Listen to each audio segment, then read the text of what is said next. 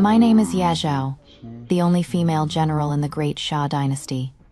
I was 19 when I died. I died in the coldest winter in the northern frontier, upon the walls of a lonely city I had defended for 3 days. Below the wall lay a mountain of enemy corpses and the loyal souls of my 3,000 black armor troops. On the wall, only I remained, riddled with arrows, like a broken scarecrow. In the distance, from the direction of the capital, I could faintly hear the sounds of celebration and bells. I knew it was my emperor, the man I had loved my entire life. Shao Ji, marrying his beloved, the prime minister's noble daughter, Meng Wanqing. In the swirling snow, I seemed to see the newlywed imperial couple, in their fiery red wedding robes, accepting the prostrations of the court and the blessings of the people. He had finally become the ruler of the world, with the most suitable woman by his side. How wonderful. I had eliminated the last of the rebellious warlords for him, cleared the path of his brothers who coveted the throne, and guarded this crumbling nation's gates. I once thought that my unwavering loyalty, my brushes with death, would earn me the promise he had made. When I rule the world, I will make you my empress. It turned out to be nothing but a wishful dream. The dream was over. My blood had run dry. In the final moments of my consciousness, I looked toward the capital and smiled faintly. Shao Ji, in this life, I return my life to you, and I return this empire to you. If there is a next life, I only wish that we will never meet again.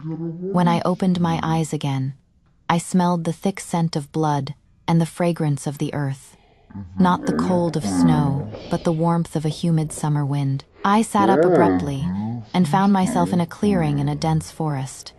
Not far away, the bodies of several black-clad assassins were strewn about. A young man in brocade robes was leaning weakly against a large tree, a deep bone-visible wound on his chest, his face as pale as paper. When he saw me wake, a flicker of vigilance and caution crossed his eyes, and he tightened his grip on the longsword beside him. "Who are you?" His voice was hoarse from weakness, but the innate nobility and coldness in it were so familiar that my heart stopped. It was Xiao Zhe. The 16-year-old Xiao Yi looked down at my hands, slender and fair, without the thick calluses from years of holding a spear.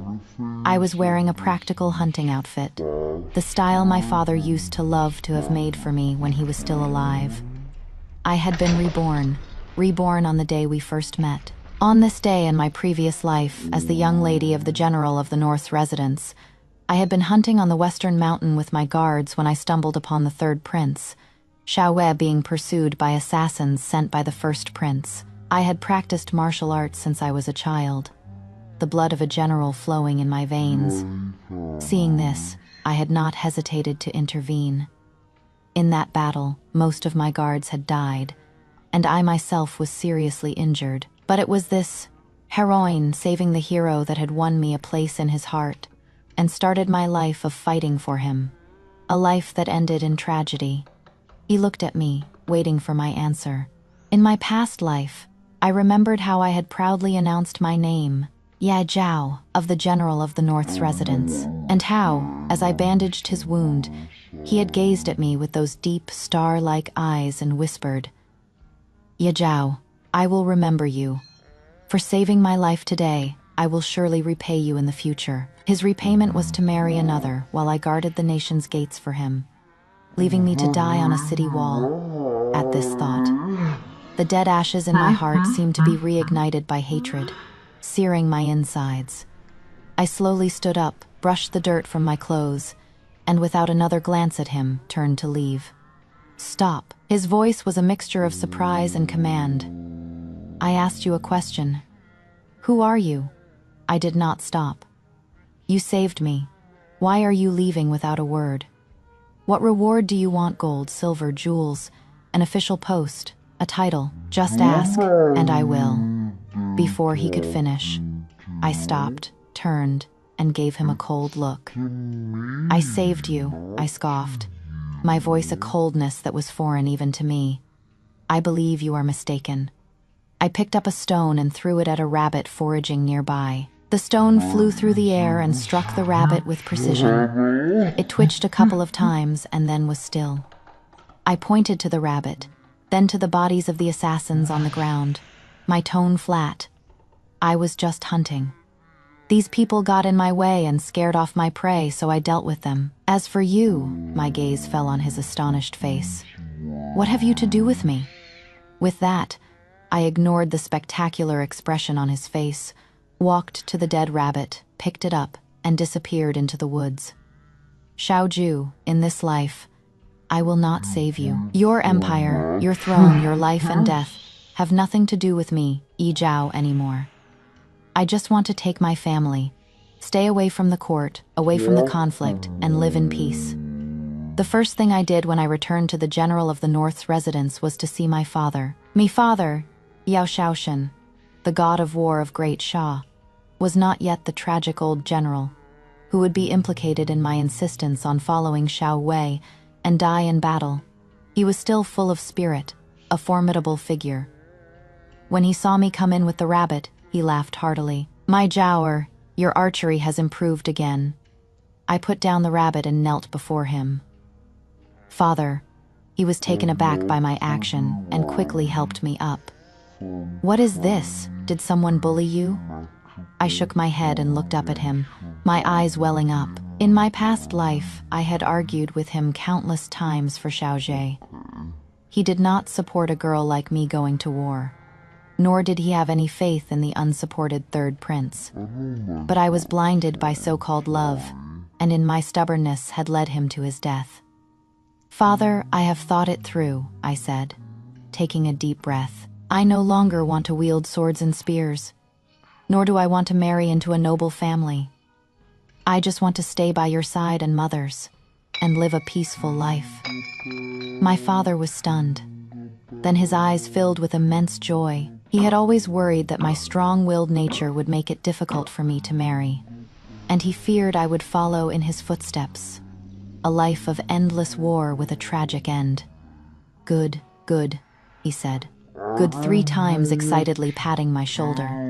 My daughter, even if you are not a general, you can live better than anyone. Whatever you want to do, I will support you. Then, I made an even more shocking request. Father, let us lay down our arms and return to the countryside. What? The smile on his face froze. I calmly laid out the speech I had prepared. Father, you have fought for Great Xia for half your life and are covered in wounds. The struggle for the throne is intensifying, and the court is treacherous. Our family holds great military power and has become a thorn in the side of all factions. Instead of being drawn into the whirlpool and losing control, why not take the initiative now, while His Majesty still remembers our old loyalties, and hand over our military power? We can return to our ancestral home in Anhe town and live as wealthy country squires. That is the only way to protect our family. These were words I had learned from the blood and tears of my past life. My father was silent. He was a pure soldier, loyalty to the throne etched in his bones. To ask him to give up his command was like asking him to cut off his own arm. I did not press him further, just knelt in silence. I knew that, for my mother and me, he would waver. Sure enough, after a long while, he sighed. Let me think about it. I knew then that it was settled. For the next few days, I stayed at home, helping my mother with household chores, learning needlework, and looking at account books, completely transforming myself into a proper young lady. During this time, I heard that the third prince had been assassinated on the Western Mountain and was seriously injured, nearly losing his life.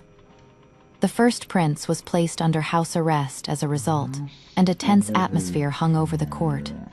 All of this deviated slightly from my past life, but the general direction was the same. Xiao Wei still gained the emperor's sympathy and compensation for this incident, and began to make a name for himself at court. And I, one afternoon, received an unexpected visitor. The steward reported that the third prince himself had come to the residence, and had specifically asked to see me. Me hand, which was embroidering, faltered. The needle pricked my finger, and a drop of blood welled up. He had found me. I didn't know how.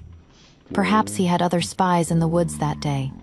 Or perhaps he had traced the style of my hunting clothes to the general's residence. In any case, he was here. I changed into a simple, elegant dress and went to the front hall. He had changed out of his tattered clothes from that day and was wearing a moon-white brocade robe. Though his face was still pale, it added to his frail beauty. He was toying with a jade pendant. When he saw me, he stood up, his eyes burning. "Miss Yi, we meet again," I curtsied flatly. "Your Highness." My aloofness made him frown. "There is no need for such formalities, Miss Yi," he said, stepping closer, trying to close the distance between us.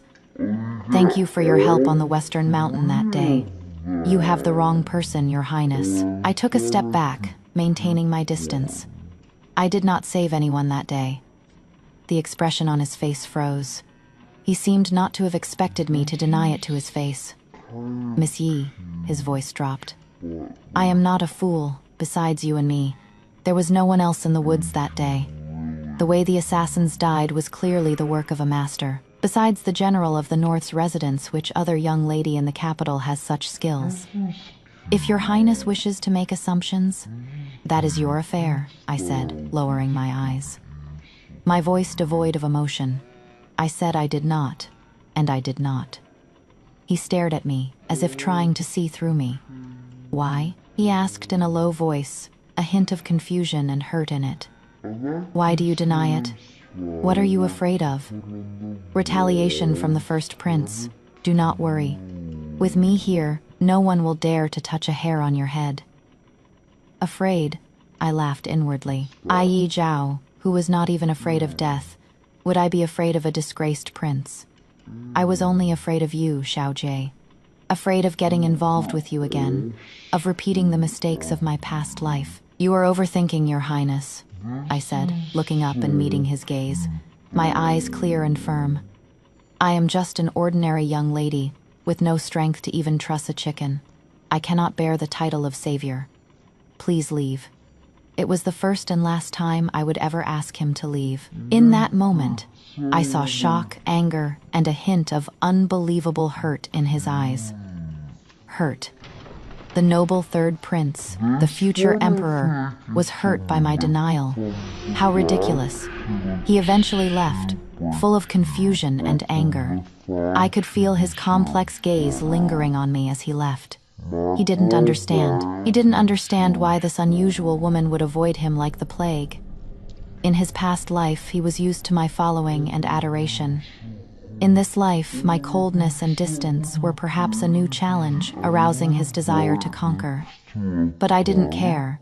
Not long after he left, my father finally made up his mind. He submitted a memorial to the emperor, stating that he was old and ailing, unable to bear the hardships of military life, and requested to resign his post, hand over his command, and return to his hometown to retire. This caused an uproar in the court.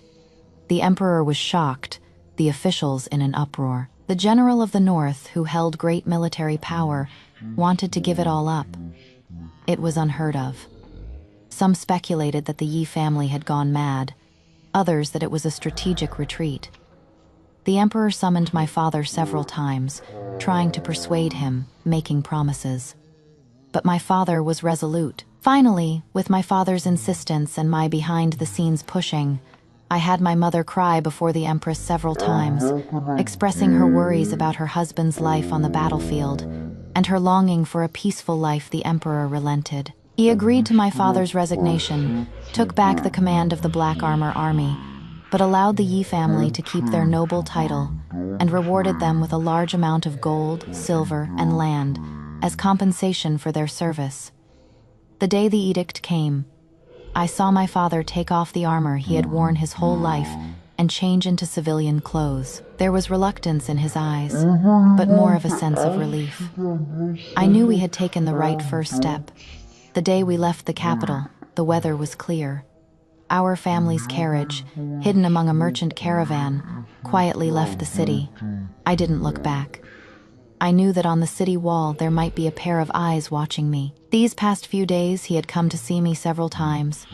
Once he had even climbed the wall into my courtyard in the middle of the night, just to ask me, Why? I had always been cold to him. I told him I had no interest in him, and even less in his princely status.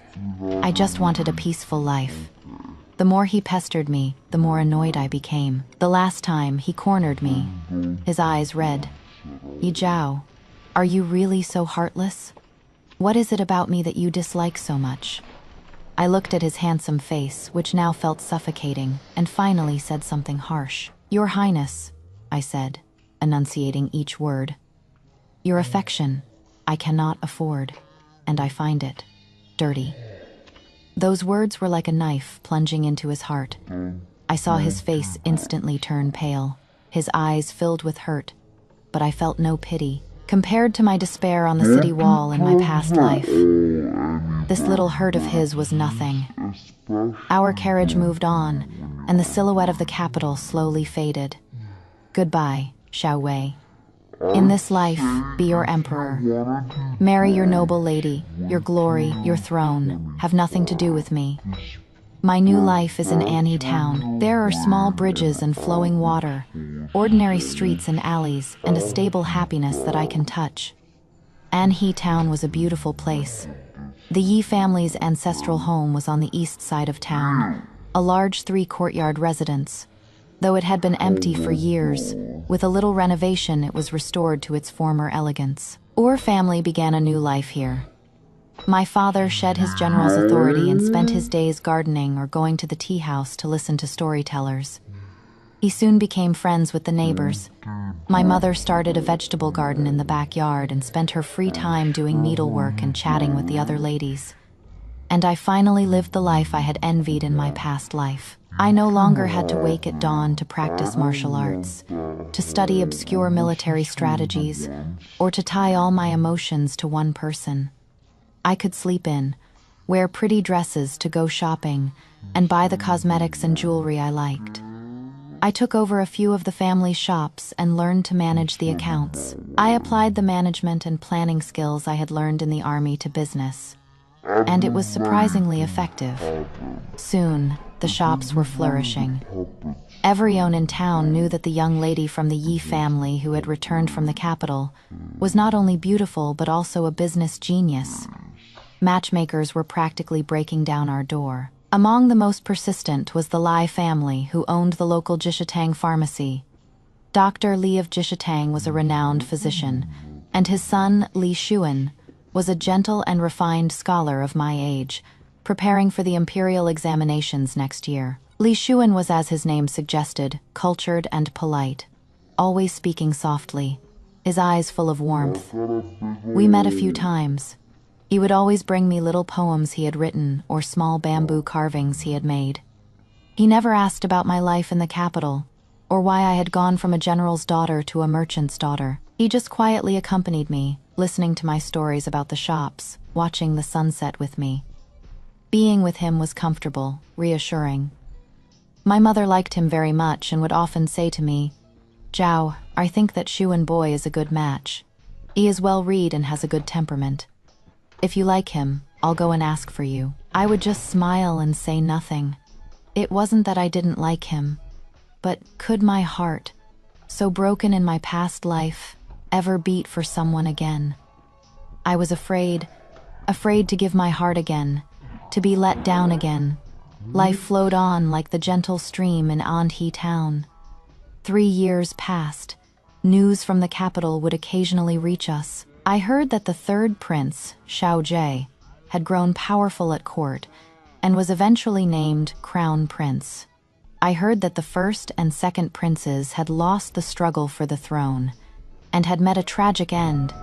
I heard that the old emperor's health was failing and he intended to abdicate. To me, this news was just stories from the tea house, distant and unreal. I continued to live my small life. My business grew, and I even opened branches in neighboring prefectures. I became a well-known businesswoman. People called me Boss Yi, and gradually forgot that I was once the daughter of General Yi. Until one day, an urgent letter from the capital shattered the peace of Anhe Town. The letter was from an old subordinate of my father's. It said that the northern nomads had broken the treaty and were invading. having already taken 3 cities, their forces advancing toward the capital. The generals sent to fight them had either been killed or had surrendered. The great Xia army was in retreat, its morale shattered, and the court in an uproar. The letter ended with words written in blood. General, Great Xia is in peril. Return at once. My father's hair turned white overnight. He locked himself in his study for 3 days and 3 nights. I knew he was torn. On one side was the nation. On the other, the peaceful life we had worked so hard to build. On the 4th day, he came out, his eyes bloodshot. He said to my mother and me, "I am going back to the capital." My mother cried, clinging to his hand. My heart tightened as well.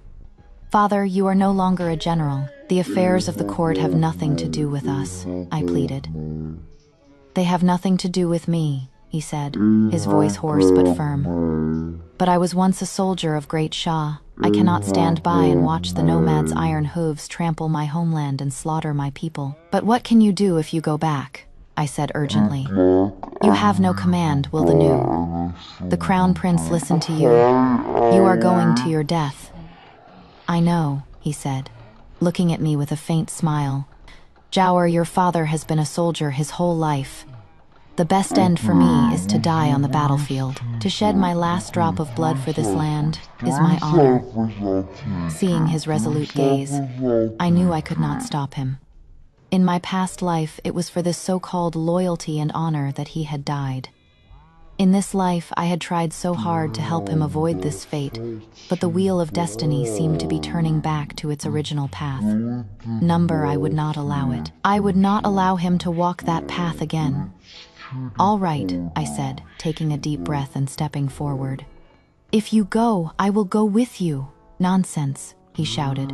"What would a girl like you do there? I will do what I must." I looked him in the eye and said, word for word, "Father, do not forget. I have learned all of your strategies and tactics. I have not neglected my skills with the spear. When it comes to warfare, I am not necessarily inferior to those fools in the capital. Besides," my tone turned cold, "do you think that if Great Xia falls, our family can remain safe in Anhe town? When the nest is overturned, how can any egg remain intact? Instead of waiting to be slaughtered, it is better to take the initiative. I am not going for that high and mighty crown prince. Not for the imperial family. I am going for you, for Mother, for the people of Anhe town, for the land that gave me birth. Father, let me go. I will fight this war." My words were firm and resounding, stunning my parents. They looked at me as if I were a stranger. Yes, these 3 years of peace had almost made them forget that I was the same Yao Zhao, who had single-handedly killed several top assassins on the Western Mountain. In my bones, the blood of the General of the North still flowed.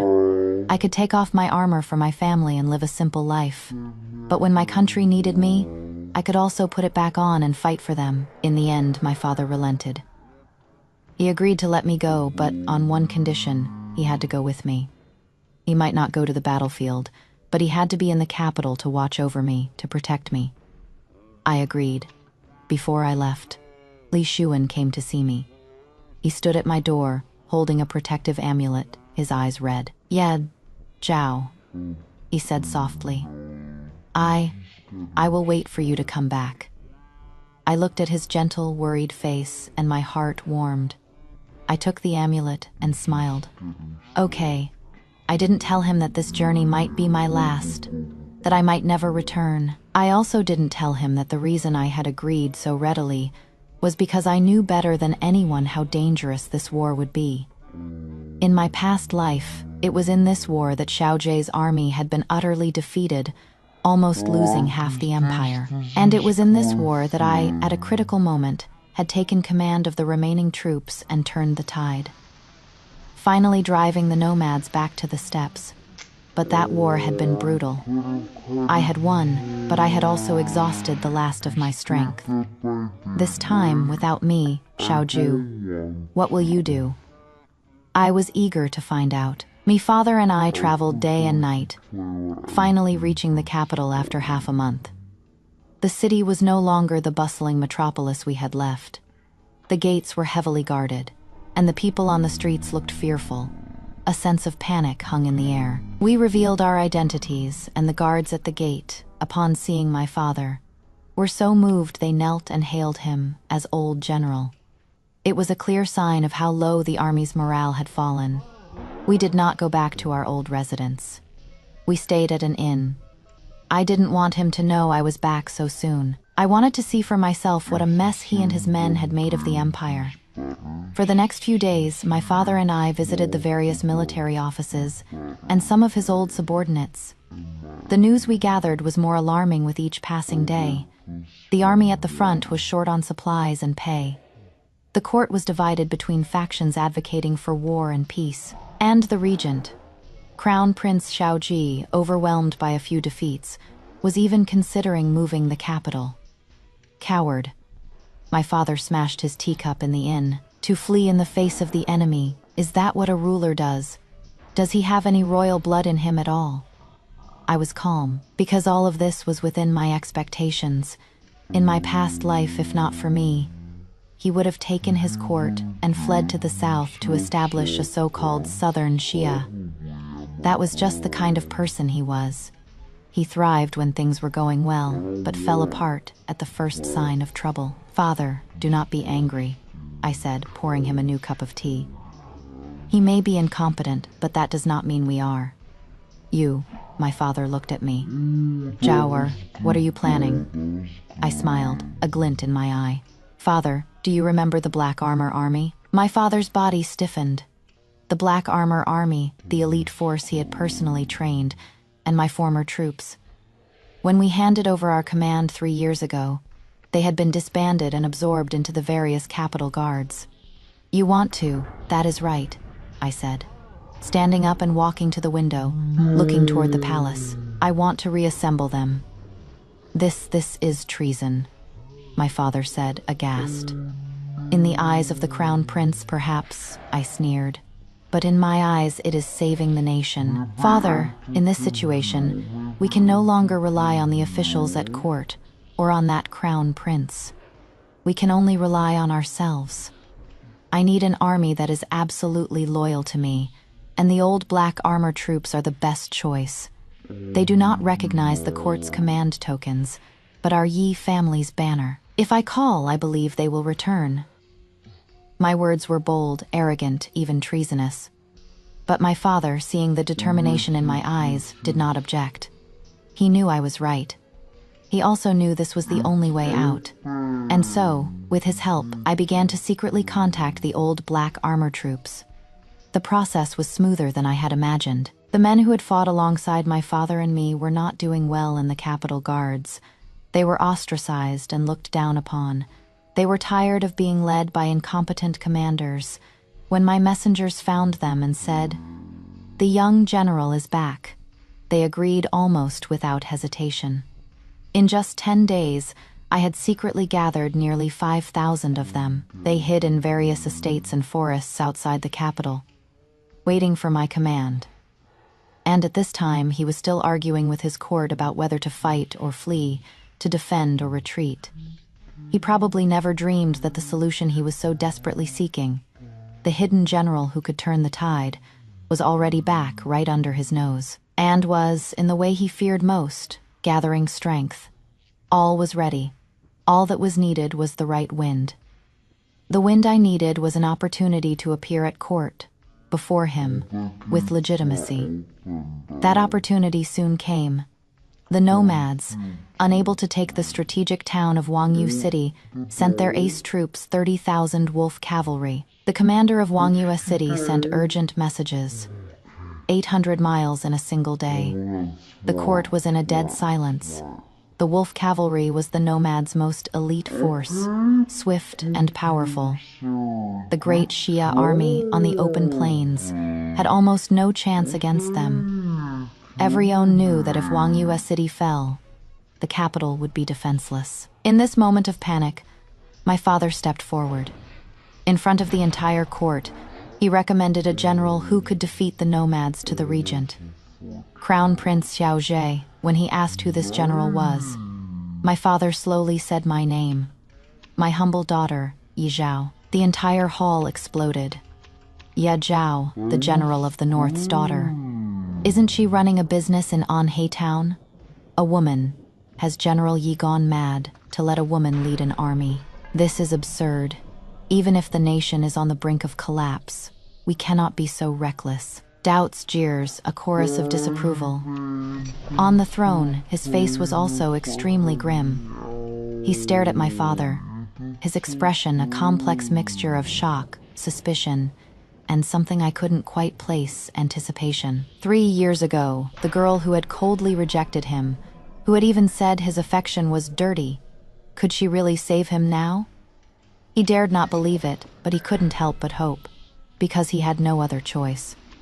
Summon her, he said, the word almost forced from his throat, when I, in a faded old hunting outfit with no makeup, calmly walked into the magnificent hall of supreme harmony.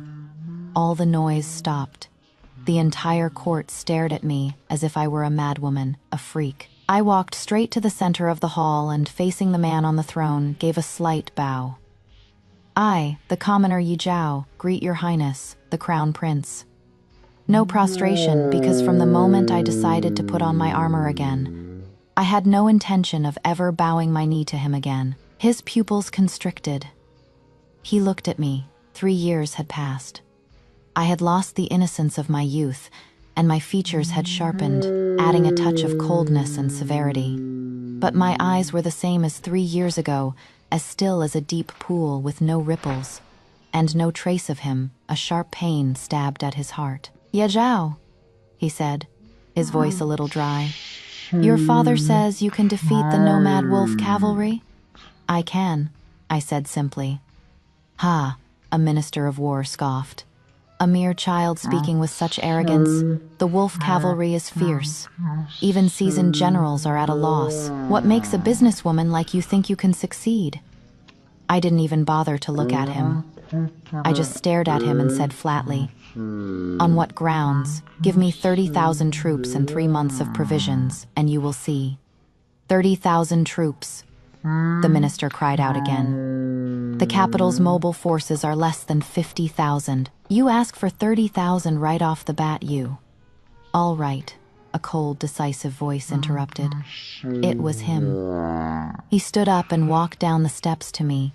He was a head taller than me and now looked down at me, his eyes filled with an emotion I couldn't read. You want troops, I will give them to you. You want provisions, I will give them to you, he said through gritted teeth. But Yi Zhao, if you lose Wang US City, I will have your entire family buried with you.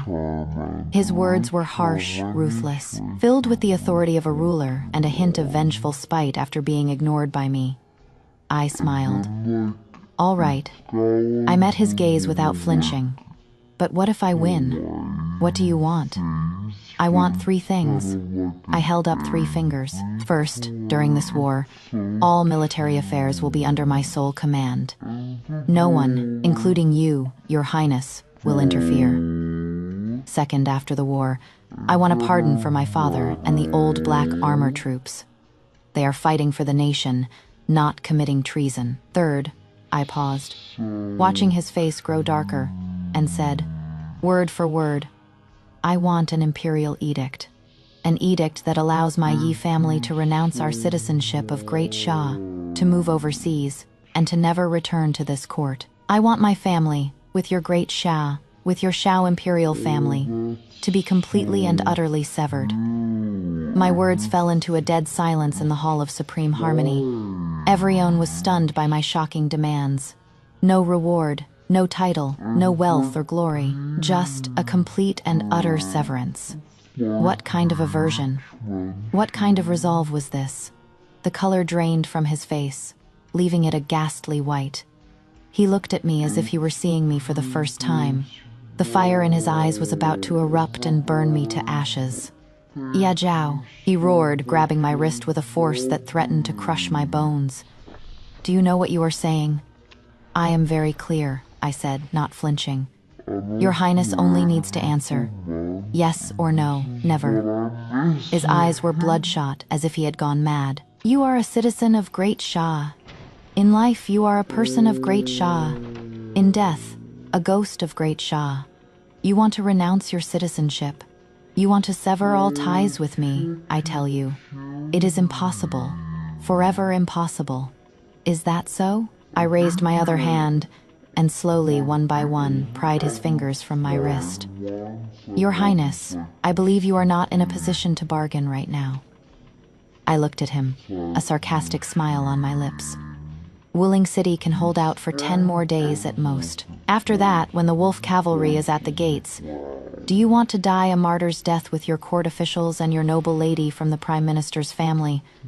Or do you want to flee south like a homeless dog? The choice is yours. Every word I said was a sharp knife twisting in his most painful wound. His pride, his self-respect, his incompetence were all laid bare for the world to see. He swayed as if all his strength had been drained. He looked at me, and besides anger, there was a hint of pleading in his eyes. "Yeah, Zhao, must it be this way?" His voice trembled. "Between us, must it come to this? Between us." I almost laughed out loud. Between us, it had ended in my past life, on that snowy day when I died on the city wall. He just didn't know it. "Your Highness," I said, taking a step back and regaining my composure. "This is my only condition. Agree, and I will go to war. Disagree, and I will take my father back to Anhe Town immediately. From then on, the fate of the capital will have nothing to do with me." I had given him my ultimatum. The hall was so quiet you could hear a pin drop. All eyes were on him, waiting for his decision. Time ticked by like a slow execution. After a long, long time, he finally closed his eyes. When he opened them again, they were filled with a dead, gray emptiness. All right. The word was squeezed from his throat.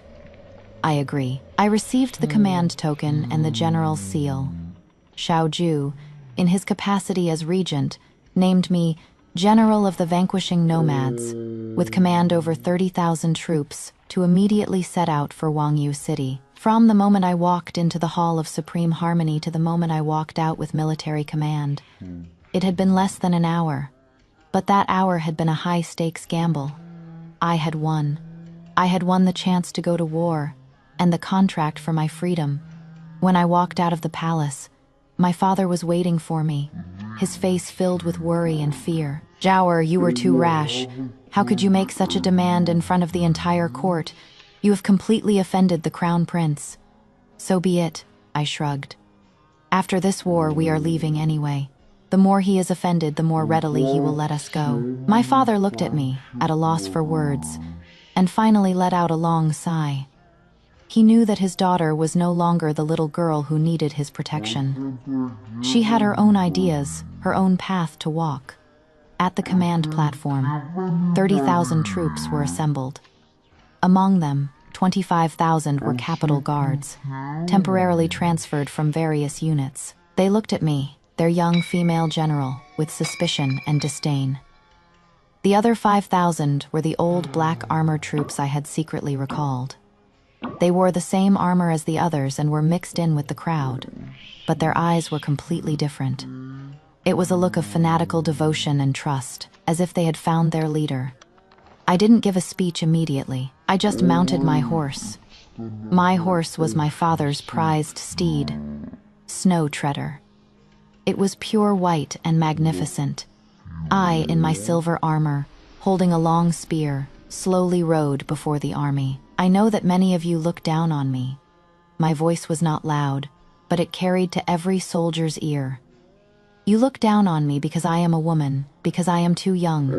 You think I am not worthy of being your general, not worthy of leading you against the nomad wolf cavalry. A small commotion rippled through the Capitol guards. I had hit the nail on the head. I ignored it and continued. "I do not want to waste words with you. In the army, strength speaks. How about this?" I reined in my horse and pointed my spear at the tallest, most robust-looking captain among the Capitol guards. "You come out and fight me. If you can last 30 rounds against me, I will give you this general's seal. But if you lose," my eyes sharpened, "from now on, you will all obey my orders without question. Anyone who disobeys will be executed." The crowd was in an uproar. The captain I had pointed out was both shocked and angry. He was a famous warrior in the Imperial Guard. To be publicly challenged by a woman was a great humiliation. "All right, you said it," he roared, and charged out with his greatsword. The Capitol guards behind him cheered, waiting to see me make a fool of myself. But in the Black Armor Army's ranks, there was silence. Their faces even held a hint of pity. Pity for the captain. Because only they knew how terrifying their young general was. The captain's greatsword was powerful and swift. A normal general might have had some trouble, but in my eyes it was full of openings. I didn't even use my spear techniques. I just sat on my horse and easily parried his attacks with the shaft of my spear. Clang, clang, clang. The sound of metal on metal was incessant. After 10 rounds, I was unmoved. After 20, the captain was panting, sweat beading on his forehead. And I was still calm. The cheers from the Capitol guards died down. The disdain on their faces slowly turned to shock. 30 rounds are up, I said flatly. As I parried his last blow, I twisted my wrist. And the spear shaft, like a striking snake, lightly tapped him on the chest. He felt a great force and was sent flying backward, landing heavily on the ground. His great sword flying from his hand. The field was silent. Everyone stared at the scene, dumbfounded. The victor was decided, clean and swift. I hadn't even made a single thrust. I rode up to the captain and looked down at him. "Do you submit?" He struggled to his feet. The look in his eyes had gone from anger to fear, and finally to respect. He knelt on one knee, bowed his head, and said in a loud voice, "This subordinate wholeheartedly submits, greetings, General." His kneeling was a signal.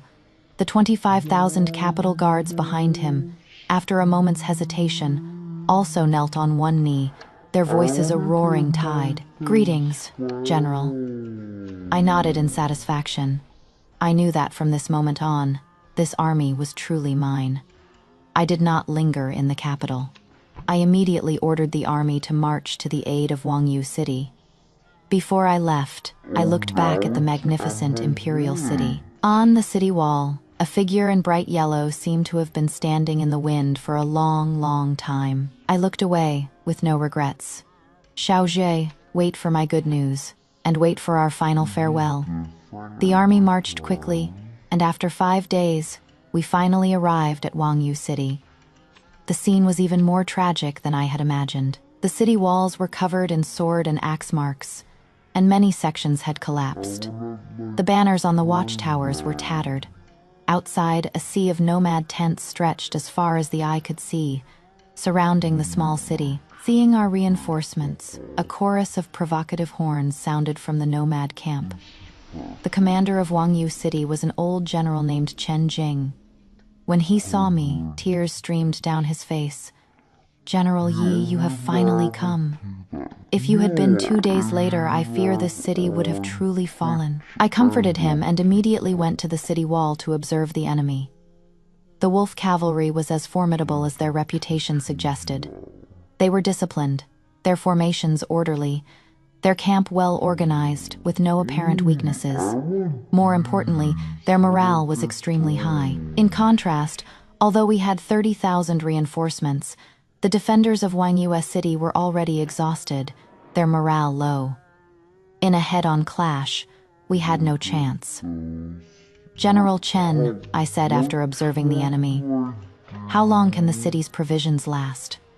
He looked troubled. "If we are careful, 7 days at most." 7 days, even less time than I had thought.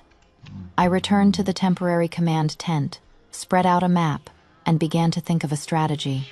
The captains of the Capitol Guards stood around, their faces grim. "General, the nomads are strong and we are outnumbered. Perhaps we should defend and wait for more reinforcements." Wait for reinforcements. By the time those old men in the capital send more troops, we'll be skeletons. "Then what do you suggest?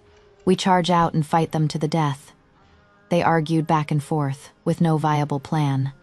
I said nothing, just studied the map. My finger stopped at a place called Eagle's Sorrow Ravine. It was the only supply route to Wangyu City. a narrow valley with steep cliffs on either side, a natural choke point, easy to defend and hard to attack. In my past life, it was here that I had set an ambush and with a great fire had burned all the nomads' supplies, turning the tide of the war. In this life, I would naturally use the same tactic. My orders, I finally said. My voice not loud, but it silenced everyone. From this day on, the entire army will remain within the city and hang the no battle sign. What? A captain exclaimed. General, if we hide, will that not just boost the enemy's morale? Carry out the order, I said coldly, leaving no room for argument. Then I turned to my deputy commander, an old black armor soldier named Zhang Hu. Zhang Hu, Sheer General, Tonite. At midnight, you will take 500 black armor troops, sneak out of the city, and set up an ambush at Eagle's Sorrow Ravine. Remember, only bring dry rations and oil, do not alert anyone. A glint of excitement appeared in his eyes. He knew the general was planning something big. Yes, General. As for the rest of you, I looked around. For the next few days, your job is to act. Act. They were confused. A cold smile touched my lips. That is right. Act as if we are cowards afraid to fight. I want the nomads to completely let down their guard. For the next 3 days, Wangyu City was peaceful. I ordered the soldiers to rest in shifts and even allowed them to drink a little. The guards on the walls became lax. At first, the nomads thought it was a trick and sent several waves of challengers. We ignored them. Gradually, they began to believe it. They believed that our army, led by a female general, was just for show, and that we did not dare to face them. Jeers and insults began to spread from their camp. They said Great Xia had no men, and had sent a woman to her death. They said the general of the vanquishing nomads should be called the general of the cowering turtle. When these words reached our soldiers, they were all furious, and several times were on the verge of charging out. But I held them back with military law. This was the effect I wanted. I wanted them to bottle up their anger, a raging fire. A fire that would erupt with terrible force when I needed it. On the 4th night, a strong wind began to blow. I knew the time had come. I summoned all the commanders and laid out the battle plan. Tonight, at the 3rd watch, the entire army will attack. The target is the nomads' central command tent. General, we cannot. A Capital Guard captain said urgently. They have 30,000 wolf cavalry, and we only have 30,000 men. A night raid on their command tent is suicide. Yes, General, it is too risky. My mind is made up, I interrupted. You just need to remember when you charge into their camp, do not get bogged down in fighting. Just one word, burn. Burn their tents, burn their supplies, burn everything you can. But no buts. I slammed my hand on the table and stood up, my eyes as sharp as a knife. The fire at Eagle's Sorrow Ravine will be our signal for a full-scale attack. Zhang Hu will cut off their retreat from behind. Our job is to use a great fire to completely throw them into chaos. In this battle, either we will be burned to death, or they will. Do you understand? Seeing my resolute gaze, all the commanders' hearts turned cold, and they dared not object. Understood. At the 3rd watch, all was quiet. The gates of Wangyu City opened silently. 30,000 troops, with cloth in their mouths and hooves wrapped, flowed out like a black tide toward the sleeping nomad camp. Every man's heart was filled with a burning fire, a fire that was about to spread across the plains. The nomads' defenses were indeed lax. Ur Vanguard, with little effort, took out their sentries and rushed into the camp. Light the fires! At my command, countless torches were thrown into the tents. The dry tents, doused in oil, instantly burst into flames. The wind fanned the flames, and in a moment, the entire camp was a sea of fire. Charge! The suppressed anger of the past few days exploded. The great Xia soldiers, like tigers descending a mountain, charged at the nomads who were just waking from their sleep, dazed and confused. The scene instantly devolved into chaos, though the nomads were fierce warriors. In this sudden confusion, they could not organize an effective resistance. Some were cut down before they could even put on their armor. Some were consumed by the flames before they could find their horses. At that moment, from the rear of their camp, from the direction of Eagle's Sorrow Ravine, a great fire also erupted into the sky. I knew Zhang Hu had succeeded. The nomads' supplies were burning. The enemy's supplies are on fire. Brothers, charge. Seeing the signal, our soldiers' morale soared, and their attack became even more ferocious. The nomads were in a complete panic, pursued from the front, their retreat cut off from behind, their supplies burning. Their famed wolf cavalry was useless in the narrow, chaotic confines of the camp. Their defeat was swift and total. The nomad commander, seeing all was lost, decisively ordered a retreat to the north. Trying to run? I sneered. Not so easy. Black Armor Army. I raised my spear and roared. Here, 5,000 black armor soldiers, like 5,000 unsheathed swords, instantly gathered around me. Follow me. We will cut off the nomad commander. Yes, I led the charge, with the elite of the Black Armor Army, like a sharp dagger plunging into the retreating nomad forces. Our only target was the nomad commander in his golden armor. To catch a thief, first catch the king. If we killed him, their army would completely collapse. That night, I was a killing machine. Wherever my spear went, men and horses fell and blood and flesh flew. All the hatred, all the resentment, all the unwillingness of 2 lifetimes were vented with the spilling of blood. I was no longer the Yi Zhao who had carefully tried to win his smile in the capital. Nor was I the boss Yi who had only wanted a quiet life in Anhe town. I was me, the daughter of the general of the north, the commander of 3 armies, a demon on the battlefield. Finally, I reached the nomad commander.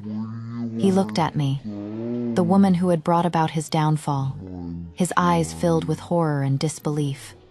You, who are you? I didn't answer. I just raised my spear. It shot out like a dragon, Wone thrust, through the throat.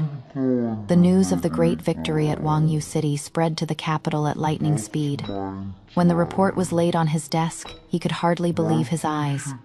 3 days of no action, then a night of fire, with 30,000 weary troops to defeat 30,000 elite wolf cavalry and kill the enemy commander. This was a myth.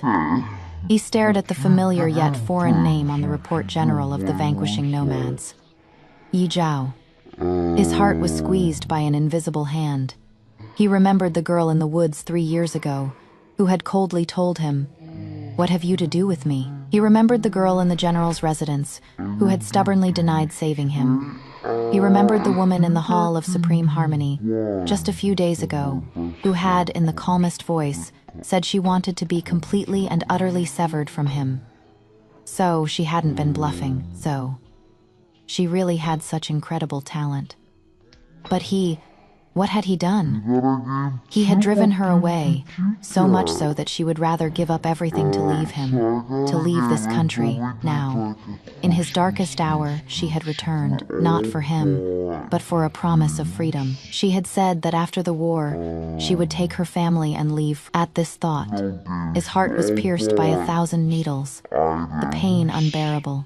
He had never felt such panic, as if something incredibly precious was about to be lost forever.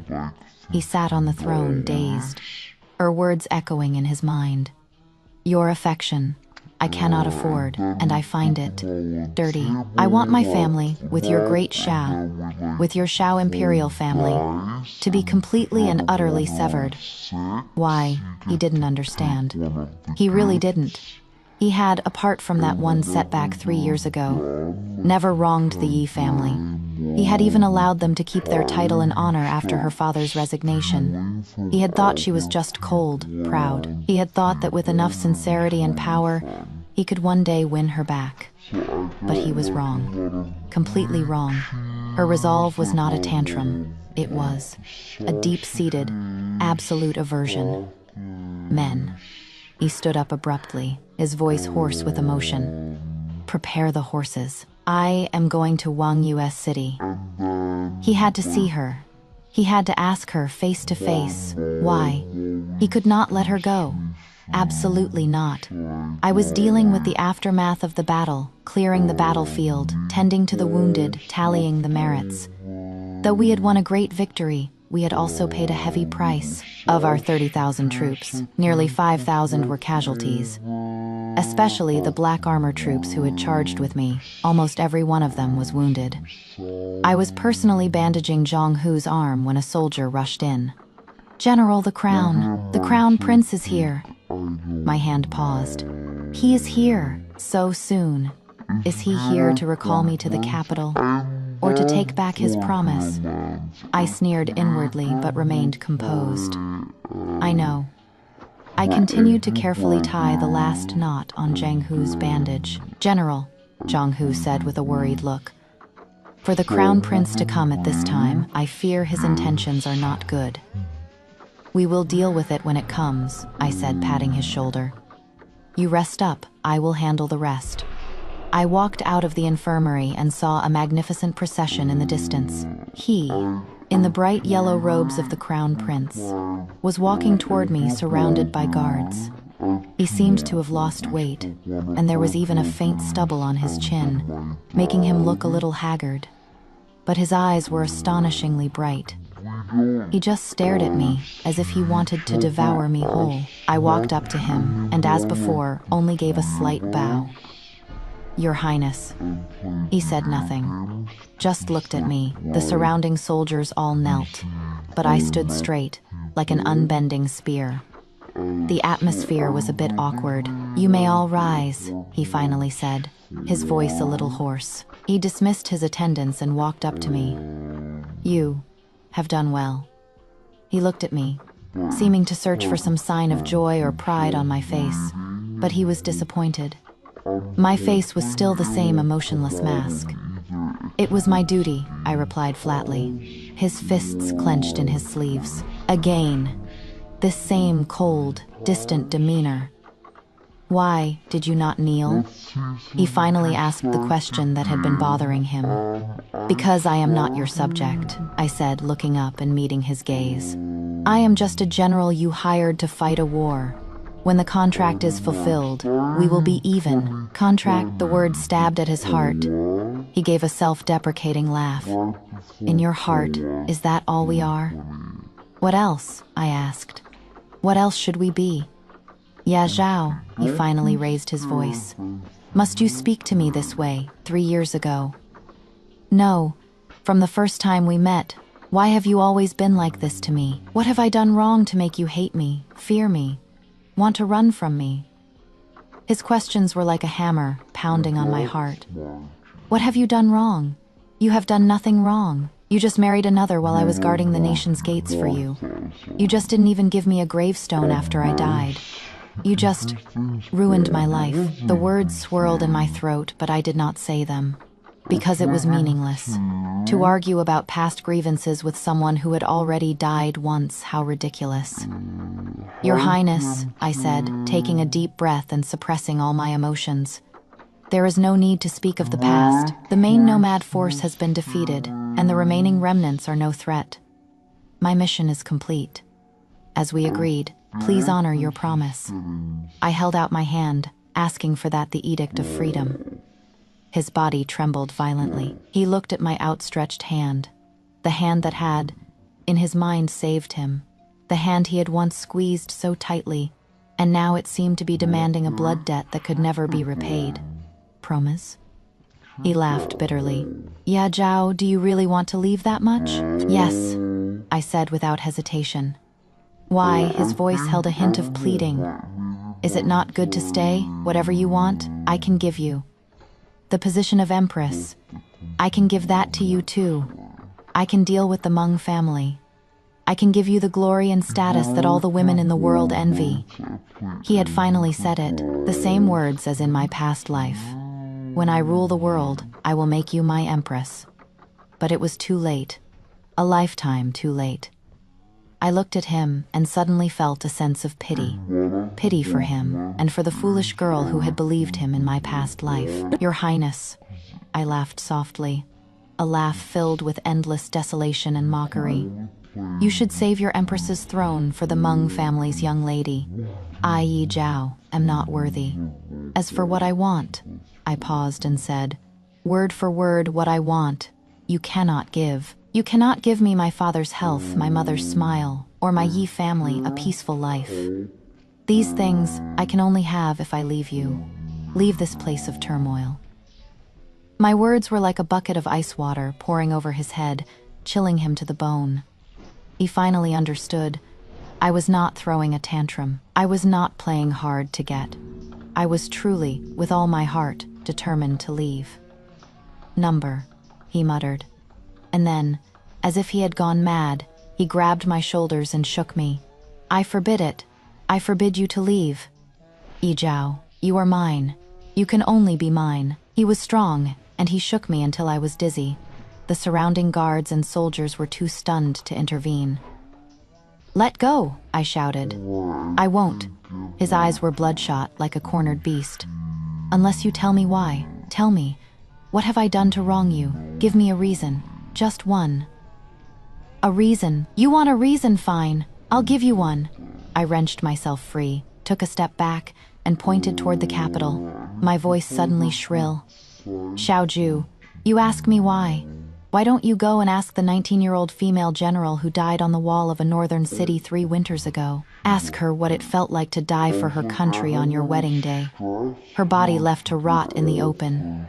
Ask her how you could so peacefully share the empire she had won for you with another woman. Go and ask her?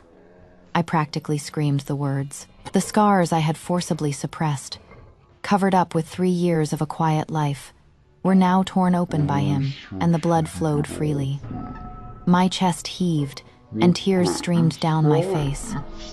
It was the first time I had cried since my rebirth. Not for him, but for the self who had died without peace in my past life. The world seemed to fall silent. He stood there frozen like a stone statue. The madness and rage on his face had vanished, replaced by an endless confusion and fear. What are you talking about? His lips trembled. What, 3 winters ago? What female general? What wedding day? What nonsense was she talking about? 3 winters ago, he had just been named Crown Prince and was discussing marriage with the Hmong family. There had been no war in the north.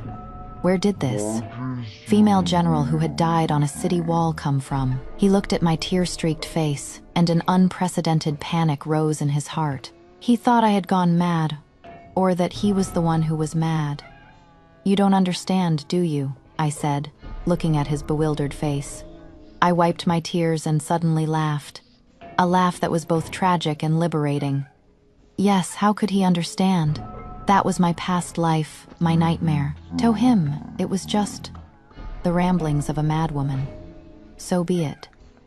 Since he didn't understand, there was no need for him to. This entanglement had gone on long enough. It was time to end it. Your Highness, I said, my expression returning to its initial calm. It seems there is nothing more to talk about. As for that edict, I looked at his dazed figure and said flatly, I believe that as the regent of a nation, you are a man of your word and will not go back on your promise. With that, I turned to leave without another look at him. Stop, he called out hoarsely. I did not stop. Ye Zhao, stop! He tried to follow, but Zhang Hu and a few other black armor soldiers silently blocked his path. Your Highness, Zhang Hu said with a respectful but firm tone. Our general is tired and needs to rest. Whatever you have to say can wait until tomorrow. Xiao Wei looked at my retreating back, then at the loyal soldiers before him. He swayed, and a mouthful of blood sprayed from his lips. Your Highness! The surrounding guards cried out in alarm and rushed to support him. I heard the commotion behind me, my steps only faltering for a moment. Then I continued to walk on without looking back. Xiaoji, is your heart finally beginning to ache? But this is not enough. Not nearly enough to repay a 10,000th of what I suffered in my past life. He fell ill. Overcome with anger and exhaustion from the long journey, he had collapsed on the spot. The imperial physicians rushed him to the yamen in Wangyue City and tended to him day and night. This gave me some peace. While he was ill, I quickly dealt with the remaining matters in the north. I sent troops to pursue the nomad remnants, driving them deep into the steppes. At the same time, I sent a memorial to the court, requesting a 3-year tax exemption for the northern cities so they could recover. After all this was done, I handed over the command token and the general's seal to Chen Jing. My mission was complete. All that remained was to wait for that edict. He was unconscious for 3 days. During those 3 days, he had a recurring dream. A dream that was terrifyingly real. In the dream, he saw a version of himself, identical in appearance, but more mature, more authoritative. He saw how that self had, with my help, ascended the throne step by step. He saw how that self had promised me the position of empress. And then, he saw how that self, to stabilize the court and to win over the prime minister's family, had broken that promise and married Meng Wanqing instead. He saw that on the day of his wedding, the northern frontier was in flames. He saw me, in heavy armor, going north alone to guard the nation's gates for him. Finally, he saw the scene that shattered his soul. In the snow and ice, on the wall of a lonely city, the woman he had loved and betrayed his whole life, covered in blood, dying with her eyes open. And he, the emperor self, was in a warm palace with his new empress, enjoying boundless glory. No. He woke from the dream with a piercing scream. He was drenched in sweat, his heart in agony. He couldn't tell if it was a dream or something that had actually happened. Ye Zhao, he murmured my name. His eyes filled with fear and regret. He finally understood. He finally understood what I had meant by those mad words. He also finally understood the source of my deep-seated hatred and aversion. So he had truly wronged me for a lifetime, owed me a life, an empire, men. He struggled to get out of bed, ignoring the physician's protests, and called out hoarsely, "Bring me a brush and ink, quickly." He was going to write an edict. He was not going to write the edict that would let me go. He was going to write a confession. He was going to tell the world that he, Xiao Jie, was a treacherous, ungrateful coward. He was going to keep me here. By any means necessary. He was going to keep me here. However, he was too late. The day before he woke, I had already taken my father and mother, and all the old family retainers who were willing to follow us, and had quietly left Wangyue City. I had not waited for his edict, because I knew he would not give it. A ruler, especially one who had just experienced such a past life dream, would never let go of someone so important, someone to whom he owed so much. He would use every means to keep me by his side, with guilt, with compensation, with his self-righteous love to torment me, and himself. I didn't want it. I had just escaped this prison. I didn't want to go back. So, I left. Cleanly, completely. We traveled south, avoiding the main roads, and we changed into the clothes of ordinary merchants and distributed all our gold and silver, keeping only a little for travel. Our destination was the largest port in the south. Quanzhou had already arranged for a large sea vessel to be purchased there. We would set sail from there to a distant warm island, not even marked on the maps. There, we would start a new life. On the 3rd day of our journey, his pursuit began. Wanted posters with our portraits were everywhere. They said that General Yi Zhao had deserted her post, taken her family hostage, and fled, a crime that could not be forgiven. I looked at the poster and found it laughable. Xiaoju, you have resorted to the most despicable means. If you can't have it, you destroy it. Unfortunately for you, you will not catch me. You may know this empire well, but when it comes to strategy and concealment, you are still far behind. For the next month, we played a game of cat and mouse with his men throughout the south. Time and again, he set his traps. And time and again, I led my people and escaped from places he never expected. He used all his power, the Imperial Guard, the local garrisons, the government officials, but he had forgotten that I was once one of this country's top commanders. His deployments were full of holes. This chase made him more and more frantic, more and more desperate. He seemed to be back at Wang US City, the regent cornered and helpless. No, it was worse than that, because this time, he was gambling with what he thought was a love he had lost and found again. We finally reached Quanzhou. The salty sea breeze on my face was the taste of freedom. The large ship we had bought was waiting quietly in the harbor. Once we were on board, we would be free. However, just as we were about to board, the unexpected happened. The port was sealed. Countless soldiers had surrounded the entire harbor. At the head of them was someone I had not expected. Meng Wanxing. She was no longer the prime minister's daughter, but the crown princess. She stood on the pier in a magnificent court dress, looking down at us. Her expression complex. Behind her stood a gaunt, emaciated man. It was him. He had personally chased me here.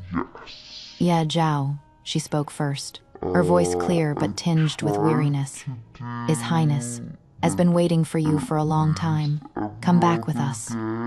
I looked at her, the woman who had taken my place in my past life. She was beautiful, graceful, and dignified. Indeed, the best choice for an empress. "Your Highness," I said flatly. "We walk different paths, please let us pass." A look of helplessness crossed her face. She looked back at him. He was staring at me, his lips moving, but no words came out. The chase had drained all his energy. He looked as if he had aged 10 years. "Yeah, Zhao," she sighed and continued. "I know you hate him, but a nation cannot be without a ruler, and Great Shah cannot be without you. Though the nomads have retreated, the Chang to the west and the barbarians to the south are restless. Without you, this empire will fall into chaos again. For the sake of the people, can you not? Put aside your personal grievances." Her words were grand, righteous. In my past life, I might have been moved, but now I just found it laughable. "The people?" I scoffed. "Your Highness, this empire is your Shao family's empire. These people are your Shao family's people. What have they to do with me, Yi Zhao? My family has served the nation with loyalty, has bled and sacrificed. And what have we received in return? Suspicion, betrayal, a lonely death on a battlefield. And now with a single for the sake of the people, you want me to go back and work for your Shao family again? Do you not find that shameless?" My words made her face turn pale. Behind her, he swayed violently, almost falling. "Zhao," he finally spoke, his voice as hoarse as sandpaper. "It was my fault. It was all my fault. Come back, please. You can hit me, curse me, kill me. Just come back, I beg you." The once high and mighty prince, the future emperor, was now in front of everyone, begging me in the most humble tone. The surrounding soldiers and people were stunned. I looked at him, my heart empty of any emotion. "Too late, Xiaoju. It is all too late, trust. Once broken can never be rebuilt. A heart, once dead, can never be revived." "Your Highness," I said, giving him one last look, a look as calm as if I were looking at a stranger. "Take care." With that, I ignored them and ordered my men. "Board the ship." "Who dares?" he shrieked. "Stop them. Anyone who lets them go will be executed." The soldiers immediately raised their weapons and surrounded us. The atmosphere was tense. A bloody battle seemed imminent. However, I did not order a counterattack. I just stood on the deck, looking at him. "Your Highness," I said slowly, "do you really want to make your soldiers and my loyal men kill each other just to keep me here? Do you really want these soldiers, who have just bled for you on the northern battlefield, to turn their blades on their own comrades?" My voice was not loud, but it reached every ear. Many of the surrounding soldiers hesitated, their faces filled with reluctance. Some of them were the same capital guards from the Wangyu City battlefield. They had seen with their own eyes how I had led them to an impossible victory. In their hearts, I was a hero, a savior. And now, they were being ordered to draw their swords against me. His face grew even paler. He knew I was striking at his heart. "Jower," he said, closing his eyes in pain. "Must you force me like this?" "The one forcing you has never been me," I replied coldly. "It has always been yourself." Just then, my father, who had been silent, stepped forward. He looked at him, the young man in whom he had once placed his hopes, and said in a deep voice, "Your Highness, let her go. I know you feel you have wronged her, but love cannot be forced. The more you do this, the further you will push her away. Let her go. Let her live the life she wants. I beg of you." With that, the old general, who had spent his life on horseback, slowly bent his knee, a knee that had never bent to anyone before. "Father," I cried out and rushed to help him up.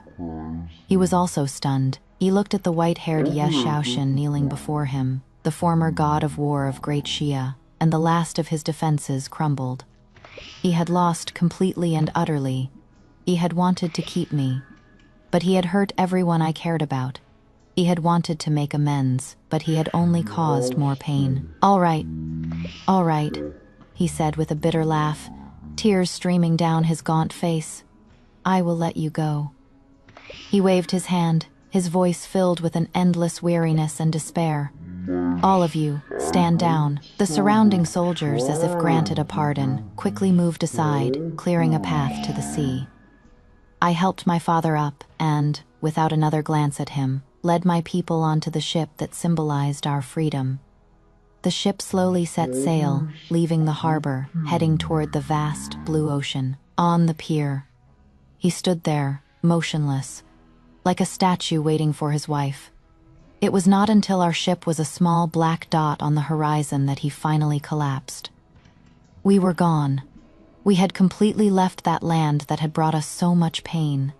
Later, I heard that after I left, he fell gravely ill and nearly died. After he recovered, he dismissed his harem and deposed Meng Wanqing as crown princess, sending her back to her family. He ascended the throne and ruled with diligence, turning Great Xia into an unprecedentedly prosperous empire. He became a wise and brilliant emperor, his name remembered for generations. But he never took an empress, never had any children. He passed the throne to a nephew he had adopted from the clan. Some said he had built a Zhao-gazing terrace in the palace, where he would often sit alone, looking out at the endless eastern sea for a whole day. Others said he was constantly sending fleets out to sea, searching for a mythical island, and a woman named Yizhao, but he never found me again. My family and I settled on a warm island. The seasons were like spring, the birds sang, the flowers bloomed. There was no war, no intrigue. Me parents lived out their old age in peace. Li Shuan eventually found his way here. He had not pursued an official career but had inherited his father's pharmacy and become a doctor. He stayed by my side, and with his gentle, unwavering affection, he slowly healed the wounds in my heart. We never married, but we were like family, together until the end. I would often sit by the sea, watching the tides. I would think of the man named Xiao Jie. We would remember his youthful arrogance, his betrayal, and his final regret and pleading. But my heart was calm. The debts of my past life had been paid. The ties of this life had been severed. Xiao Ji, you have your vast empire, and I have my wide open sea. We have finally truly evened the score.